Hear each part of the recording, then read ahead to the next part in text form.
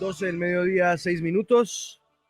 Aquí sigue la W. Gracias por estar con nosotros con nuestro numeral Populismo es. Numeral Populismo es. Porque resulta, Andrea, que cuando usted mira más la prensa internacional antes que aquí en Colombia, Sí. pues hay analistas, depende del periódico que usted lea, que dicen que Rodolfo Hernández es un populista de derecha. Y Titulan mucho eso, ¿no? Y hay otros en donde dicen que Gustavo Petro es un populista de izquierda. Y pues finalmente nosotros en un ejercicio también como de tratar de interpretar qué significa populismo y sobre todo cómo estamos entonces a 3 semanas de enfrentarnos a unas elecciones entre lo que muchos califican dos populistas, pues si Colombia está a puertas de un gobierno populista. Y de ahí nuestro numeral, populismo es. Buenas tardes. Buenas tardes, Juan Pablo, a todos nuestros oyentes que estuvieron muy pendientes de toda la transmisión en la W. Y sí, vamos a hablar de esa palabra que utilizan en muchos titulares nacionales e internacionales, populismo. Yo sé que a muchos líderes políticos no les gusta que les digan que son populistas, pero vamos a tratar de aterrizar desde el ámbito de la academia, del análisis de las ciencias políticas, lo que esto significa, porque por lo menos tengo entendido que hay dos requisitos: que digan que están a favor del pueblo contra una élite corrupta o desprestigiada, y dos, que sean muy controversiales. Usted estudiando populismo este fin de Sí, semana, eso sí, veo. sí. Pero además, Paola, hoy vamos a adentrarnos en este ejercicio y no invitamos a políticos, porque habría sido muy fácil entonces invitar a alguien del rodolfismo, que los hay, y a alguien del petrismo, bueno, que eso sí se cuentan por cientos, por miles o por millones, y ponerlos a debatir sobre si su candidato es o no populista. No, porque eso sí habría sido, pues, primero que todo, empezar con lo mismo de siempre. Las acusaciones, los señalamientos, la pelea. No, Paola, queremos es tratar de entender qué es un fenómeno populista, pero también los riesgos que puede representar para un país hablar de populismo, ¿no? Sí, señor Juan Pablo, porque en ambos escenarios, ambos candidatos, y ustedes lo han dicho, pues hay unas propuestas que pueden ser muy peligrosas para el país, que son importantes, que llaman la atención, que pueden incluso ser, como ya hemos mencionado en otros escenarios, cantos de sirena, pero que seducen a la gente, pero que en últimas no se podrían cumplir o no se pueden llegar a ejecutar porque no se ha explicado bien por parte de los candidatos cómo se van a ejecutar esas propuestas, de dónde van a sacar los recursos para poder hacerlas. Por ejemplo, en el caso de Gustavo Petro, pues hemos escuchado durante toda la campaña las polémicas que se han generado por sus propuestas, pero en el caso de Rodolfo Hernández, este fenómeno que hasta ahora, digamos, estamos conociendo, pues hemos visto cómo, por ejemplo, promete condonar todos los créditos del ICETEX o bajar el IVA al 10% o eliminar el 4 por mil, y entonces ahí es cuando uno se pregunta, bueno, ¿y de dónde va a sacar los recursos para reemplazar esos faltantes que tendría que afrontar el país en un eventual gobierno de este candidato? Entonces, ahí es importante analizar desde el ámbito económico también si estas propuestas son populistas o no. Populismo es, empiezan a llegar muchos comentarios, dice @Olimac Urueña. Numeral populismo es las propuestas del ingeniero. No tiene una sola, solo hace un diagnóstico del país, cosa que ya sabemos, pero no propone qué hacer para cambiar. Numeral populismo es, dice @Joaquín9099. Numeral populismo es decir al pueblo lo que quiere escuchar. Sin embargo, lo que tienen pensado es todo lo contrario de lo predicado. Decir mentiras, luego negarlas. Y dice @Famar76. Numeral populismo es lo que hace Petro, prometiendo un cambio, rodeado de los peores zampones de la política. Roy, Benedetti, Piedad, Prada, bueno. Numeral populismo es, y dice @J Sánchez Cristo, Julio Sánchez Cristo, @J Sánchez Cristo. Numeral populismo es prometer lo imposible para ganar votos. Así de simple. Vámonos de una con populismo después del corte que tenemos siempre a la 1 de la tarde, cuando sigue la W en digital. Nos vamos a ir con una terrible historia que nos transportará hasta MeToo. ¿Por qué razón, Mauricio? Juan Pablo, buenas tardes. Pues se trata de una historia que tiene que ver con unos militares que están implicados en un caso de una brutal golpiza a un mototaxista y también un abuso sexual a una mujer.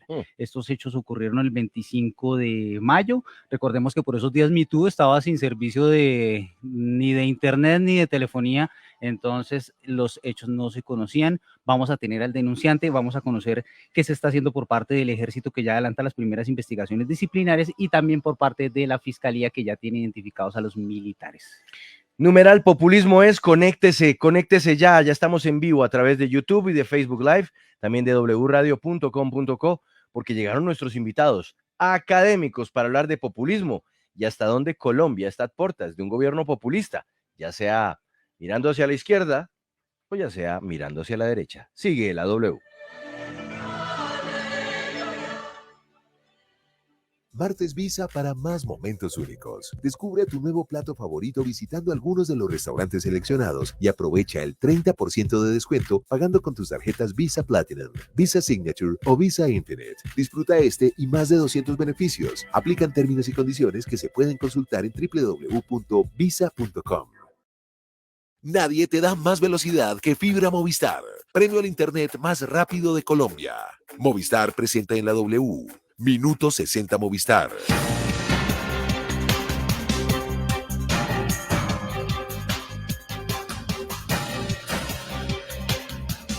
Minuto 60 Movistar, lo hacemos con nuestros invitados. Quiero saludar de entrada al profesor Jorge Giraldo. Él es decano de la Escuela de Humanidades de la Universidad de AFIT y quien además escribió el libro Populistas a la Colombiana, que creo que nos cae muy bien, pero muy, muy bien en esta recta final hacia la segunda vuelta electoral. Profesor Jorge Giraldo, buenas tardes y bienvenido a Sigue la W. Buenas tardes. Una pequeña corrección. Pero con X. Ex decano. Sí. Además es doctor en filosofía No. y tengo entendido que esta tarde tiene una pues charla importante porque, profesor, usted me corrige, ¿se despide de AFIT? Sí. Estoy entrando ya a mi proceso de, digamos, de jubilación. El retiro intelectual no sucede, pero sí la jubilación. No, pero es muy importante. Sí, porque además los profesores nunca se retiran. Los profesores siguen enseñando y también aprendiendo. Bueno, profesor Jorge Giraldo, ¿qué es populismo? Para que primero entremos en materia con la clave del asunto y es la definición. ¿Qué es populismo? Bueno, en primer lugar hay que decirle a todos los oyentes que sobre esto pues hay una discusión que sobre todo en los últimos 20 años se ha vuelto enorme, también en Estados Unidos y en Europa. Pero digamos que de manera simple yo traté en mi libro de distinguir dos cosas. Los movimientos populistas, que se caracterizan básicamente por la presencia de un líder que apela a un pueblo, que es verdad, pero sobre todo a un pueblo que no es todo el pueblo, sino una parte del pueblo que declara como adversaria o como enemiga a otra parte, digamos, de la población del mismo país. Y los gobiernos populistas, que a mi manera de ver se caracterizan por la imposición de los criterios mayoritarios y el irrespeto, digamos, a los derechos y a las posiciones de las minorías, y una relación directa con la población que está muy mediada, no por los derechos, sino por una relación clientelista de hacerle favores a la población y de tratar de amarrar a la población que se siente así obligada a pagar esos favores, ¿cierto? Esas son como los dos términos básicos, digamos, de la ecuación, de las ecuaciones que yo propongo, y insisto en las definiciones que hay entre los académicos. Convergimos en algunas de estas características, más o menos, algunos les ponen más, pero son como las básicas que yo le atribuyo al fenómeno populista. Ahora, profesor Jorge Giraldo, ya mirando hacia el escenario de la segunda vuelta electoral que tendremos el próximo 19 de junio y los resultados del domingo pasado, ¿usted ve tanto en Rodolfo Hernández como en Gustavo Petro candidatos que representan algún tipo de populismo? Sí, lo digo con toda claridad. En mi libro del 2018 ya ya había, digamos, analizado el caso de Gustavo Petro. El fenómeno de Hernández es un fenómeno, digamos, más reciente, pero creo que sin duda también lo representa y de alguna manera podría decir que lo representa de una manera más pura, ¿no? Como Sí, pura.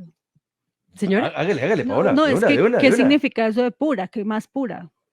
Perdón, Andrés. En dos sentidos. Primero, en que Rodolfo Hernández es capaz de llegar a la segunda vuelta prácticamente sin ningún tipo de programa, ¿sí? Y eso cumple un requisito muy importante que plantean algunas teorías sobre el populismo, y es que el populismo eh, voy a usar un término muy académico, un significante vacío, ¿sí? Es decir, es un cajón en el que se puede meter cualquier cosa, ¿cierto? Y yo creo que un poco ahorita con el fenómeno de Hernández estamos con eso, estamos con un cajón vacío donde se pueden meter muchas cosas, se pueden meter propuestas del centro, como lo sugirió Calvás en su artículo en El País de Madrid, pero también pueden caber propuestas de la derecha y otro montón de cosas. También es más puro porque Rodolfo Hernández llega como un llanero solitario a la segunda vuelta, que es otro rasgo muy, muy característico de los populismos. Gustavo Petro llega más amarrado, primero porque llega en una coalición. Eso sí, se le han endilgado, pues digamos, los peros a esa coalición, pero una ventaja de las coaliciones es que las coaliciones van amarrando, van obligando a hacer compromisos y van impidiendo a ese líder, que a veces es muy volátil y muy errático, van impidiendo que ese líder errático y volátil se salga de cierto campo, digamos, de acuerdos. Por eso me parece que hoy, vamos a ver qué pasa en los próximos 10 días y con qué sale sobre todo Hernández, que me parece el más impredecible de los dos. Me parece que Hernández representa un populismo más puro. Numeral populismo es, ya va con su pregunta, Andrea, pero quiero leerle rápido 3 comentarios que llegan con este hashtag. Escribe @Dani9MVP, numeral populismo es recurrir a un discurso que toque las fibras de las personas para confrontarlas con los diferentes sin medir las consecuencias, siendo alimentado por el culto a la personalidad. Dice @LeoM175, numeral populismo es lo que ha hecho Gustavo Petro durante años y ahora están asustados porque les quitaron la bandera del cambio en menos de 6 meses. Y escribe también con este numeral populismo es @Jusesar9930, numeral populismo es la práctica de logorreicos con tendencia política que dicen defender los intereses y aspiraciones del pueblo. Sí, profesor Giraldo, autor además del libro Populistas a la Colombiana. Yo quiero preguntarle por el estigma o no que tiene esa frase populismo, porque a muchos les parece un insulto, a otros les parece que es ofensivo, que es denigrante, pero cuando uno empieza a desmenuzar el término, pues usted nos habla de que efectivamente es alguien que recoge esa inconformidad y que habla de la lucha al lado del pueblo en contra de las élites. Entonces ahí no suena tan mal. Entonces quiero preguntarle puntualmente, ¿es una persona que hábilmente recoge las inconformidades de la mayoría del pueblo o es una persona que simplemente endulza los oídos de lo que las mayorías quieren escuchar? Yo creo que endulzar, como vos decís, se corresponde más a una categoría que es la que conocemos como demagogia. La mayoría de los políticos en algún momento hacen demagogia y la demagogia hace parte, digamos, de cierto estilo, pues, digamos, de hacer política, sobre todo en medio de las campañas electorales. Pero digamos que siendo la demagogia algo que encontramos con mucha frecuencia en los populistas, digamos, no es su rasgo principal. Yo creo que los populistas intentan y efectivamente, pues, si quieren tener éxito, tienen que afiliarse con ese sector de la población al que están diciendo representar o al que quieren animar para que vote por ellos o para que los sostengan el poder. Y aunque no lo preguntaste, la primera parte de tu comentario decía si esto era un estigma. Casi todos los calificativos políticos son estigma en algún momento. En nuestro país, decir conservador o godo, en algunos casos incluso liberal, por ejemplo, liberal en Estados Unidos es un insulto usado por muchos sectores importantes de la política institucional. La peculiaridad es que los populistas, a diferencia de los liberales o los conservadores o los socialdemócratas, los socialistas, nunca se llaman a sí mismos populistas. Creo que esa es la gran diferencia. Le leo 2 comentarios, Mauricio. Ujú. Dice @DiegoFM21, numeral populismo es lo que han hecho Uribe y sus títeres como Duque en los últimos 20 años en el poder en Colombia, pero eso ni una palabra en la W. Dice @Alex2 Orozco, numeral populismo es prometer llevar a las familias colombianas a conocer el mar aspirando a la presidencia, eso que lo haga un personero de colegio, no alguien que aspira al cargo más importante del país. Mauricio, lo escucha el profesor Jorge Giraldo de la Universidad de AFIT, en proceso de retiro, pero un profesor, insisto, nunca se jubila. Y luego vamos con más invitados. Adelante, Mauricio. Profesor Giraldo, hay mucho inconformismo social y eso lo hemos visto en las calles. ¿Qué consecuencias trae a futuro ese tipo de propuestas populistas si no se cumplen? No, el efecto de la inconformidad se notó ya en las elecciones. Precisamente en mi libro yo decía en el 2017, cuando lo escribí, se publicó a principios del 18, que Colombia pues se estaba cocinando una alternativa populista precisamente porque había una inconformidad a la que los gobiernos no estaban respondiendo. Eso se agravó con este gobierno y el resultado es lo que tuvimos el domingo pasado. Creo que el resultado, esto puede parecer extraño que lo diga, el resultado del domingo es bueno para la sociedad colombiana y me parece que la nota que ustedes daban a comienzos de esta intervención de que los indicadores económicos habían mejorado, lo demuestra. ¿Por qué? Porque nosotros estamos metidos en una olla de presión y los resultados del domingo despresurizó un poco esa olla, ¿cierto? Es decir, ahorita la primera ecuación que había que resolver era si iba a haber cambio o no, ya se resolvió. Va a haber un cambio que mayoritariamente en las encuestas y en las urnas se expresó. Es decir, el 75-76% de la gente el domingo votó por un cambio. Uh-huh. Lo que está por definirse en la segunda vuelta es cuál es el tipo de cambio. Y ahí es donde el tema de la inconformidad de ciertos sectores de la población, sin duda que está por resolverse, ¿no? De acuerdo a cómo el próximo gobierno encare esas demandas.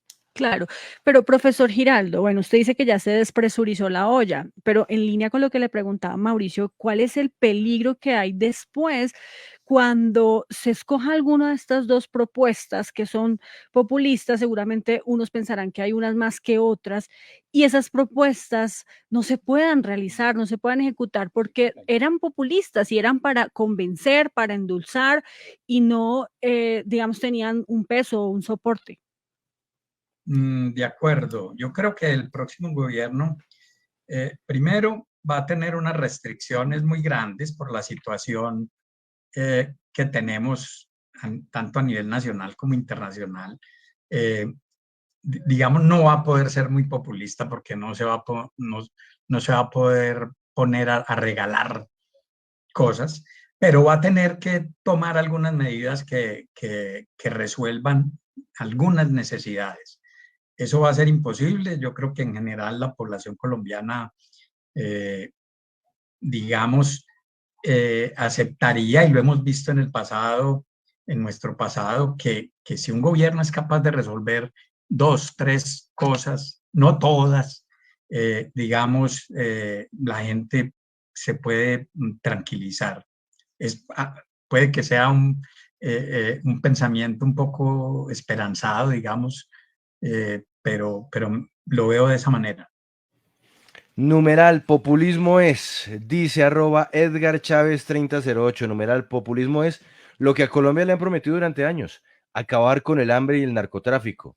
Del populismo, eso es de siempre. Y escribe @Chepes G1971, numeral populismo es algo muy barato que se ofrece para dañar al pueblo en estos tiempos de elecciones.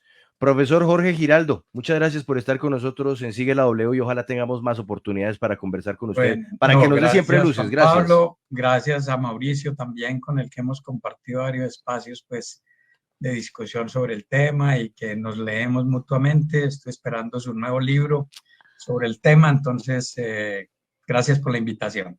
Muchas gracias. Pues bueno, vamos con Mauricio Jaramillo, profesor en la Facultad de Ciencias Políticas, Gobierno y Relaciones Internacionales de la Universidad del Rosario. Profesor Mauricio, buenas tardes. Bienvenido a Sigue la W. Muy buenas tardes, Juan Pablo. Gracias por la invitación. Es un placer estar con Jorge, con quien hemos ya compartido como escenarios de discusión sobre el tema. Bueno, profesor Mauricio, estamos ante una elección de segunda vuelta en donde simplemente vamos a ver a dos populismos enfrentándose, dos candidatos populistas. No, yo tengo otra lectura complementaria a la de Jorge. Yo creo que hay un candidato que es populista y un candidato que es demagogo. Es muy distinto el populismo a la demagogia. Interesante. Rodolfo Hernández no es populista. Yo sé que se ha dicho mucho en medios. Hay un editorial muy famoso hoy de un periódico de Estados Unidos donde se habla de un populismo de derecha, pero el populismo tiene movimiento de masas.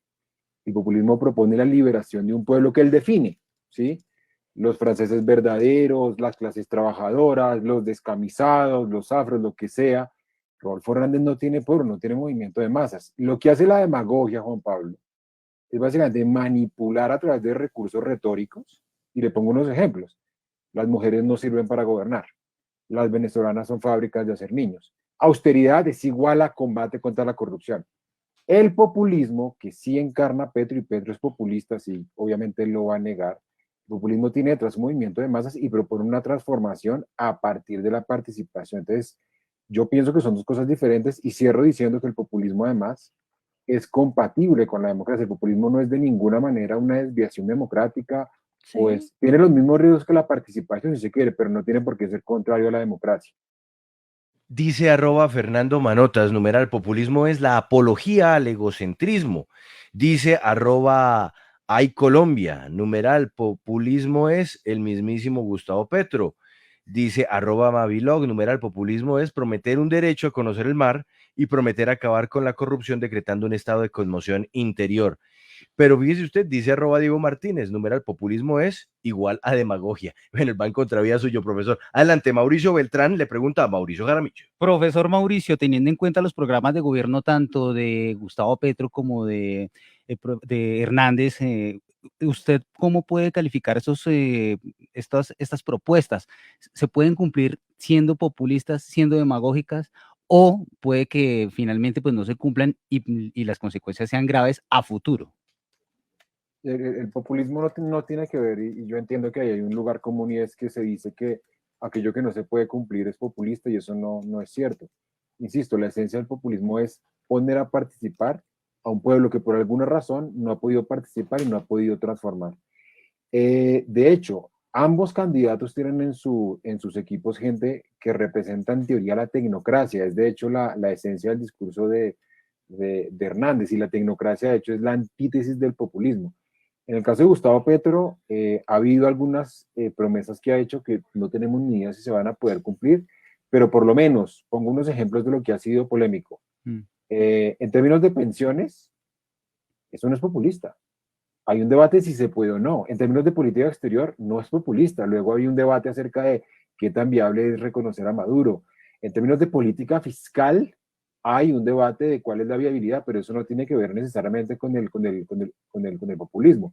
Si Petro fuera demagogo, diría que no va a haber reforma fiscal, y de hecho lo ha dicho que va a recoger 50 billones, lo cual va en contra un poco de la demagogia. El típico ejemplo de la demagogia, Mauricio, es decir, hay inseguridad porque hay migración. Eso es demagogia, cuando está comprobado que una cosa no tiene nada que ver. Y decir, vamos a conocer el mar. Eso es demagogia, pero yo También. decía Juan Pablo, es que Rodolfo Hernández es el típico ejemplo de demagogia, que juega con falacias, juega un poco con el lenguaje, con recursos simples. Pero venga, profesor, y yo sé que va Andrea con su pregunta, pero profesor Mauricio, para una democracia, y sobre todo para que el hilo democrático no se rompa, ¿es más peligroso un populista o un demagogo? Es que el populista no es peligroso para la democracia. El populismo, además, en América Latina estimula la democracia. Ha habido populistas que la han favorecido. Voy a ponerle un ejemplo que es polémico. Cuando en Venezuela había populismo, había democracia. Es decir, en los primeros años de Chávez. La constitución que hoy la oposición venezolana defiende es la constitución del 99. Cuando Venezuela abandona el populismo es cuando llega Maduro y ya no tiene necesidad de seguir seduciendo al pueblo.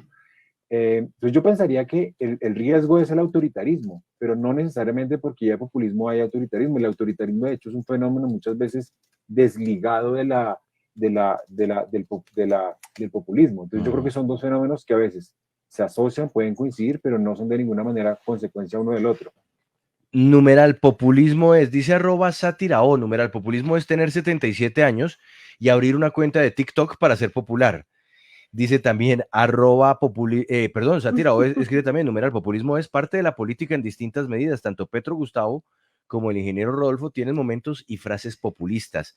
Y dice @el guachín, numeral populismo es vender algo muy barato con un costo muy alto. Adelante, Andrea. Sí, estamos hablando además con un doctor en ciencia política y profesor de la Universidad del Rosario, así que ha estudiado bastante sobre este tema. Yo quiero preguntarle por ese populismo, lo que muestra que haya tanto auge, tanto en Europa como en América Latina, es que hay una inconformidad, no sé si se llamará del pueblo, de una mayoría, de unos grupos, contra lo que ha sido característico de los últimos años de los países.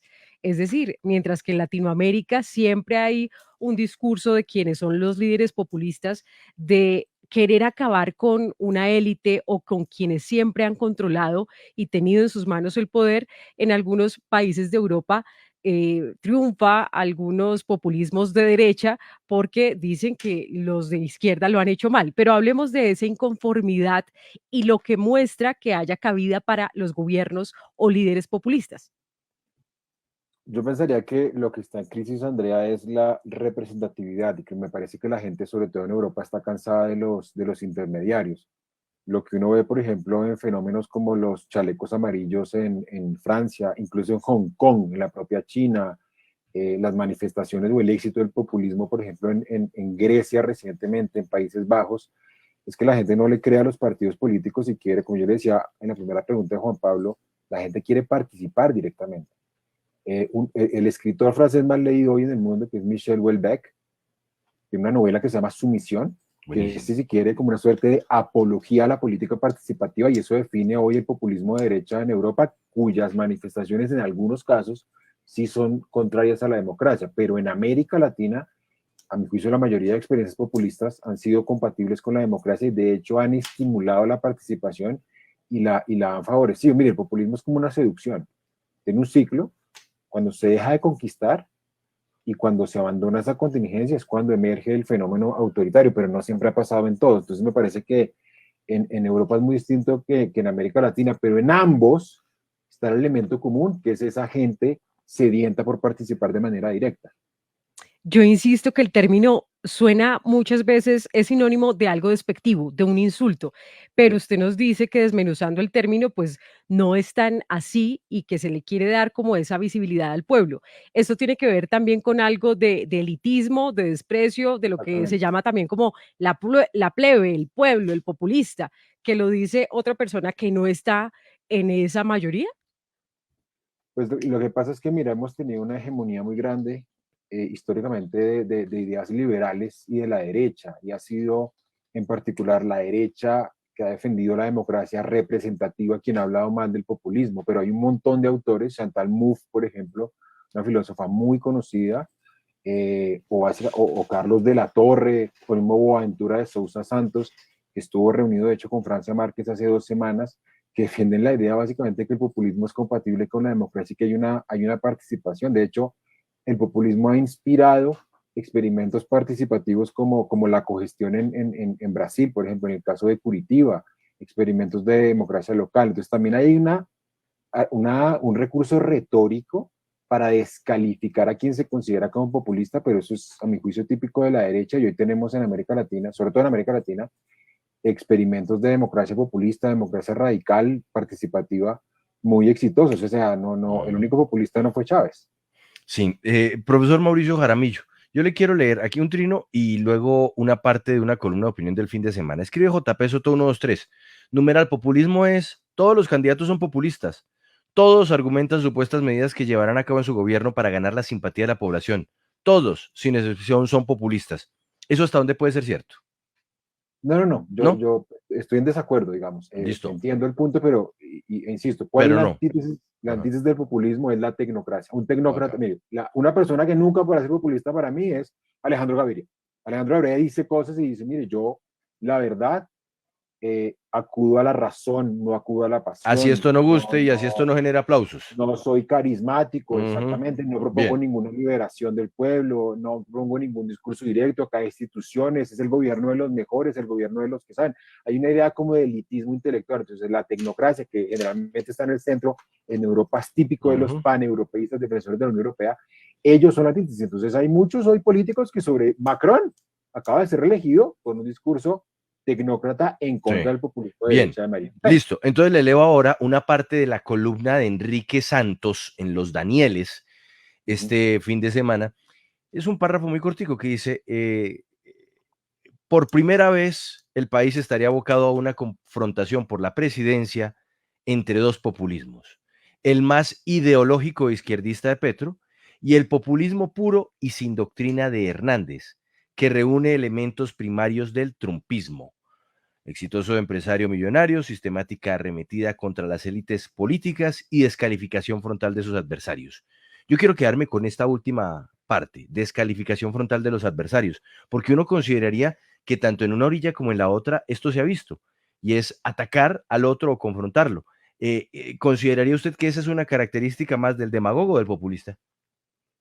De ambos, y eso tiene que ver, no está muy ligado necesariamente a demagogia o al populismo, sino a la política, a la mediatización de la política, la política en los medios, la política de los debates, la política de la confrontación, la polarización en la que básicamente quien gana es quien se impone a cualquier precio sobre el otro. Entonces, obviamente, el demagogo es mucho más agresivo, pero insisto, la esencia de la demagogia es jugar con las falacias, retorcer la retórica, engañar hasta cierto punto.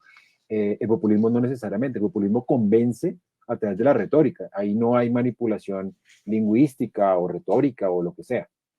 Dice @Ramiro6668, numeral populismo es que los medios de comunicación traten soterradamente de bajar la credibilidad a Petro para subir la continuidad de Uribe y Rodolfo. Aquí estamos tratando de aterrizar los conceptos de cómo hacer política desde la academia. E incluso nuestros dos invitados tienen perspectivas distintas. Eso también es lo interesante. Profesor, yo quiero preguntarle por ese riesgo que usted alcanzó a plantear de lo que podría caer el populismo, y es el autoritarismo. Denos más detalles de cuándo el populismo se convierte en esto, en autoritarismo. Yo creo que si uno mira la historia reciente de América Latina, el autoritarismo ocurre cuando tiende a haber concentraciones de poder. La esencia de la democracia hoy no son las votaciones ni es el poder del pueblo. La esencia de la democracia es que haya separación de poderes, que haya contrapesos. Hay una suerte de tentación autoritaria cuando de manera sistemática el Ejecutivo empieza a concentrar esos poderes. Eso ocurrió en Colombia, por ejemplo, en la época de Uribe, eso ocurrió con Venezuela ahora en la época de Maduro, eso está ocurriendo con Nayib Bukele. Puede haber incluso un golpe de Estado que interrumpa la democracia, como le pasó hace poco a Evo Morales. Entonces, cuando uno ve las interrupciones de los autoritarismos, puede haber o no populismo. Por eso yo creo que el populismo no es un elemento determinante en el surgimiento del autoritarismo. El autoritarismo surge cuando se acaban los contrapoderes. Por ejemplo, en Colombia, asistimos hoy a un debilitamiento de los contrapoderes con lo que está pasando en Fiscalía y en Procuraduría. Ahí no tiene nada que ver el populismo. En Birmania hace un año hubo un golpe de Estado y no tuvo nada que ver el populismo. Entonces yo sí pensaría que incluso muchas veces el populismo salva las democracias cuando se recurre al pueblo para salvarla. En Ecuador, 2015, se derogó la reelección indefinida por una consulta popular. Ahí, por ejemplo, se recurrió al constituyente primario, a la participación, y Ecuador afortunadamente abandonó ese adefesio que era la reelección indefinida. Además es un salto al vacío y ahí sí hay una suma de autoritarismo. Entonces Insisto, puede haber populismo con democracia sin ningún problema y ojalá, esperemos lo que ocurra en Colombia en caso de que gane Petro. Profesor Mauricio Jaramillo, gracias por sus luces, al igual que al profesor Jorge Giraldo, a la hora de hablar de este tema que no nos parece menor, por lo menos en este espacio, a la hora de mirar las elecciones que tenemos ya en 3 semanas. Una buena tarde para usted. Gracias a ustedes por la invitación y feliz resto de tarde. Numeral, populismo es, le voy a leer 2. Dice @Alex Garcés, numeral, populismo es una forma de hacer política, pero hay que estudiar para entender los movimientos populistas de América. Acá todos los satanizamos, nos falta educación. Y dice @Juan2006, numeral, populismo es, todos los políticos son populistas, porque le dicen al pueblo lo que quieren escuchar para llegar al poder. Todos. Una pausa y nos vamos a hablar del dólar, que da una buena noticia para algunos, una descolgada tremenda la que se pegó en las últimas horas, y aparentemente todo esto tiene que ver con las elecciones del domingo. Una pausita, volvemos, sigue la W. Nadie te da